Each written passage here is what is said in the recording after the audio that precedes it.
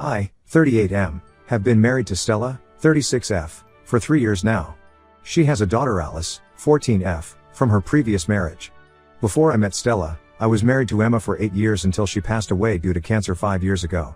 Elena was an incredible artist who made her living by selling her artwork and teaching art classes. Our house was always filled with her sketches, landscapes, portraits, and abstract pieces that she created. After she passed away, I packed away most of her artwork except for a few special pieces that I kept in my study because they meant a lot to me. I met Stella 2 years after Elena's death through mutual friends at a dinner party. She was divorced and had full custody of Alice, who was 11 at the time. Her ex-husband had moved to another country for work and barely kept in touch with Alice. Stella and I dated for a year before getting married. Initially, things were great between all of us. Alice was a quiet but sweet kid who seemed happy to have me around. I tried my best to be a good stepfather without trying to replace her real dad. The issues started last year when Alice began taking art classes in school. She showed natural talent and her art teacher encouraged her to pursue it seriously. Stella was thrilled because Alice had never shown much interest in any extracurricular activities before this. I was supportive too and even bought her expensive art supplies for her birthday. However, about 6 months ago, I noticed that Alice's artwork was starting to look very similar to Elena's style. Elena had a very distinctive way of sketching. She used specific techniques for shading and had a unique way of capturing light in her drawings. At first, I thought it was just a coincidence, but then last month, Alice gave me a sketch of a garden scene that looked exactly like one of Elena's paintings. The resemblance was uncanny, from the way the trees were drawn to how the shadows fell on the garden path. When I asked Alice about it, she admitted that she had found some of Elena's old sketches in boxes in the attic while looking for Christmas decorations last winter. She said she thought they were beautiful and had been practicing copying the style. She even showed me how she had been studying Elena's techniques from photographs she took of the sketches. This revelation really bothered me. I asked Alice to stop copying Elena's style and to develop her own artistic voice instead. But she said she really liked this style and wanted to continue working in it. When I tried to explain why it upset me, she got defensive and said she didn't understand why it was such a big deal. Stella got involved and took Alice's side. She said I was being unreasonable and that I should be happy Alice found inspiration in Elena's work. The situation got worse last week when I came home from work and found that Stella had helped Alice put up several new sketches on the living room wall.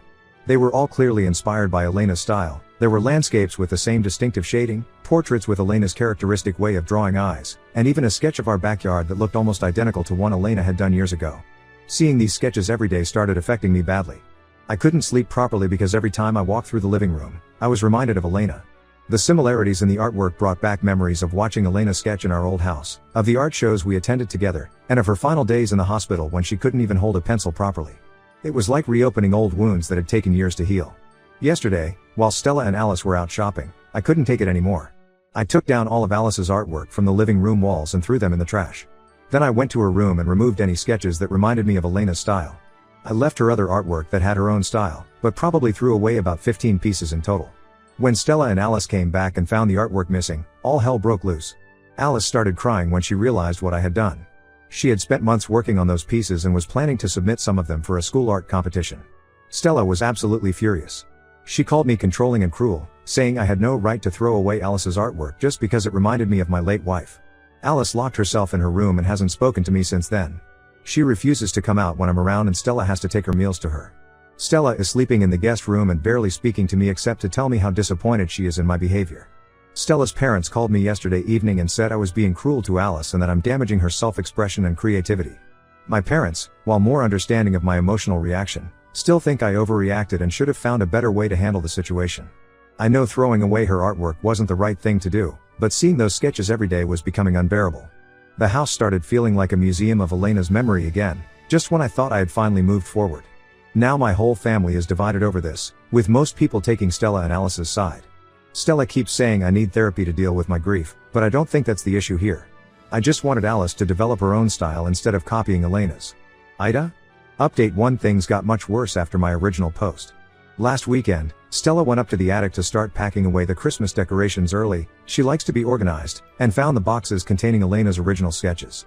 She spent hours going through them and comparing them with photos she had taken of Alice's artwork before I threw them away. She realized that Alice hadn't just been inspired by Elena's style, she had been meticulously copying specific pieces, trying to recreate them exactly. Stella confronted me about it that evening. She wanted to know why I had kept Elena's artwork hidden away in the attic while throwing out Alice's attempts to connect with that part of my life. We had a huge fight about it. She said I was clearly still holding on to Elena and wasn't ready for a new family. When I tried to explain that keeping Elena's artwork was different because those were original pieces by my late wife, Stella got even more upset. She pointed out how I still keep photos of Elena in my study, how I visit her grave every month, and how I talk about her with her family members whenever they visit. She said she had always respected my need to honor Elena's memory, but throwing away Alice's artwork while preserving Elena showed where my priorities really lay. The fight got heated and we both said things we probably shouldn't have. The next morning, I went to my study and found that all of Elena's sketches that I had kept there were gone. At first, I thought Stella might have moved them back to the attic, but when I confronted her about it, she admitted she had hidden them somewhere else. She said she did it to protect Alice and that I needed to let go of the past if I wanted to have a future with them. I completely lost my temper at that point. I told her she had no right to touch Elena's things and that she was being manipulative by trying to force me to choose between Elena's memory and them. We were shouting at each other in the kitchen when Alice came downstairs and everything got even worse. Alice had overheard our argument and started crying. She revealed something that made my heart sink. She said she had started copying Elena's style because she thought it would make me love her more as a daughter. Apparently, a few months ago, she had overheard Stella talking to her best friend about how I sometimes seemed distant with Alice compared to how warm and affectionate I was with Elena's nieces when they visited. Alice said she noticed how I lit up whenever I talked about Elena's art, so she thought if she could recreate that art, maybe I would feel the same way about her. She had spent months secretly studying Elena's sketches and practicing for hours every day, hoping to make perfect copies that would make me proud. This revelation hit me like a truck. I never realized Alice felt this way about my relationship with her. Sure, I might have been a bit more reserved with her compared to Elena's nieces, but I thought that was normal given that I'd known the nieces since they were babies. I didn't think Alice had noticed or that it affected her so much. Stella broke down at this point. Through her tears, she admitted she had noticed how I treated Alice differently but didn't know how to bring it up without sounding accusatory. She said she thought encouraging Alice's interest in art might help us bond, which is why she had helped Alice put up the sketches in the living room. She never expected it would backfire so spectacularly. The whole situation became too overwhelming. I couldn't handle seeing both of them crying and knowing I was the cause of their pain. I packed an overnight bag and went to stay at my brother's place to clear my head. My brother has always been my voice of reason, and I needed his perspective on everything. When I came back home the next day, planning to have a proper conversation with both Stella and Alice, I found the house empty. Stella and Alice had packed some bags and gone to stay with Stella's parents. Stella left a note saying they needed space to think things through. She wrote that maybe we had rushed into this marriage before I was really ready to be a stepfather, and that she needed time to figure out what was best for Alice. She ended the note by saying she wasn't trying to erase Elena from my life, but she couldn't watch her daughter try to become someone else just to get my attention. The part that really got to me was when she wrote that Alice had asked her that morning if I would have loved her more if she had been Elena's daughter instead of being a reminder that I was someone's second choice. I've tried calling and texting both of them, but Stella only responds with short messages saying they need time. Her parents called to say they're both safe but asked me not to come over as Alice isn't ready to see me yet. I'm still living in our house alone, surrounded by empty walls where Alice's sketches used to be, wondering how everything went so wrong. Update 2: Stella and Alice are still staying with her parents.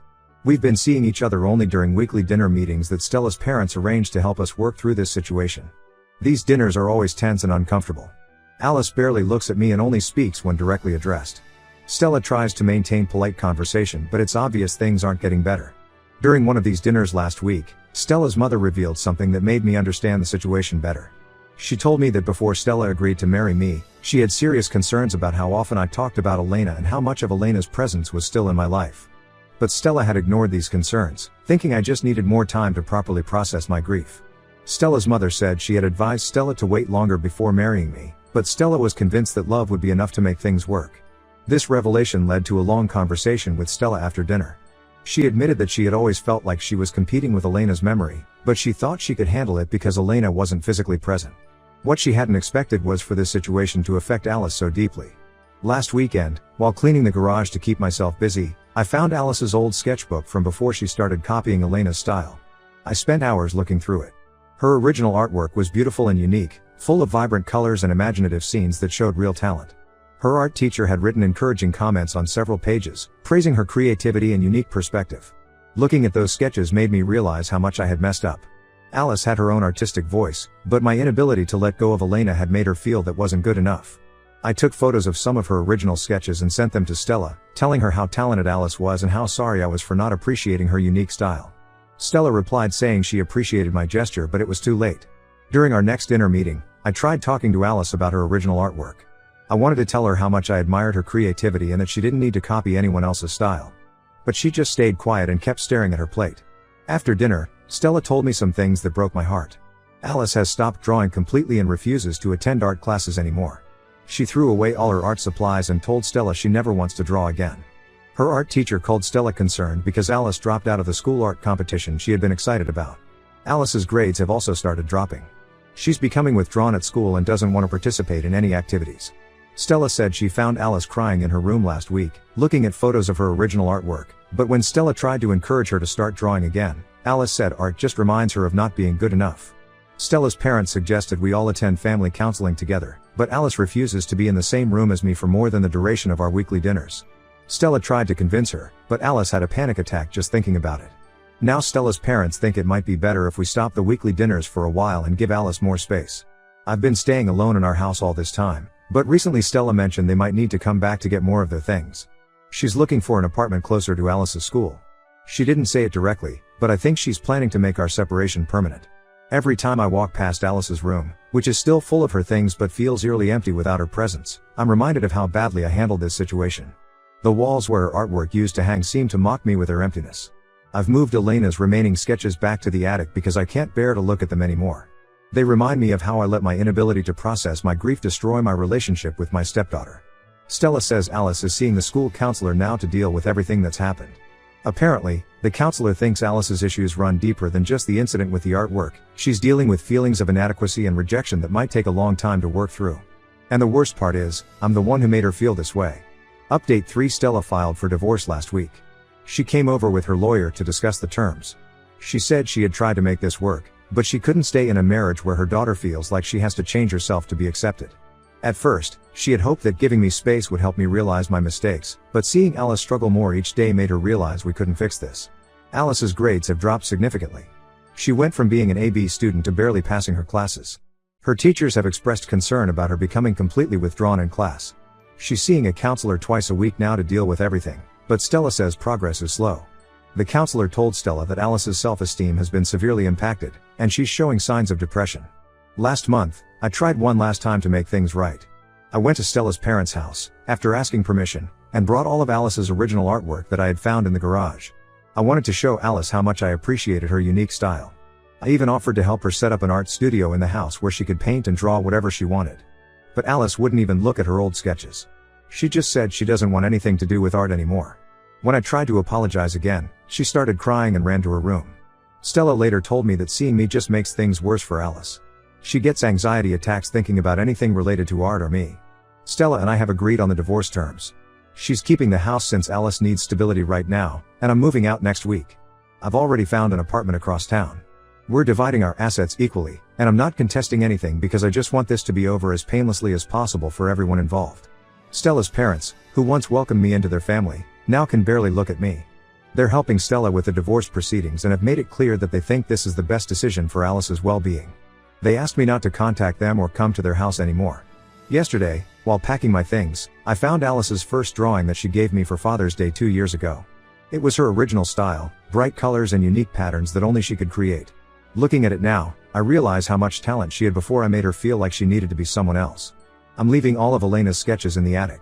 Stella said I can come get them later if I want, but right now, I just want to move out and give them the space they need. Looking back, I realize I was so focused on holding on to Elena's memory that I couldn't see how it was affecting my new family. The divorce will be finalized in a few months. Stella asked me not to contact Alice for now, saying maybe when she's older and has worked through her issues, she might want to talk to me again. But we both know that's unlikely. Some mistakes can't be undone, and this is one of them. I guess I'll have to live with the knowledge that my inability to let go of the past cost me my future.